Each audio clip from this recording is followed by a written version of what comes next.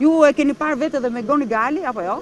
Që është një njeri që akuzohet nga qeveria amerikane për influencën ruse, u gjykuar në gjendje të lirë, ju dha vendimi dhe mbas 4 muajsh shkoj dhe për të kryer dënimin. Pra ne i burgosim njerëzit vetëm se janë në hetime dhe më pasaj bëjmë gjëra të tjera që e kërkojmë për ta larguar nga politika. Unë jam e bindur që rrëmbimi i Ilir Metës është bërë me urdhër të një gruaje që ka pasur inat personal me Ilir Metën, që sot është askushi Juri Kip, e cila i premtoi po themi parajsën mbi tokë institucionit të drejtësisë. Nga ana tjetër edhe Edi Ramës i dha një mundësi për treguar që hakmarrjen e tij personale e kryen në mënyrë perfekte me institucionin e drejtësisë. Kështu që kjo është një gjë që për mua sistemi i drejtësisë mund të jetë i shumëpritur dhe i kërkuar, siç e kërkojnë që të gjithë, por nga ana tjetër mos harroni që tash ne nuk kemi kërkuar një sistem drejtësie që të burgosim 300 veta apo 3000 veta, por kemi kërkuar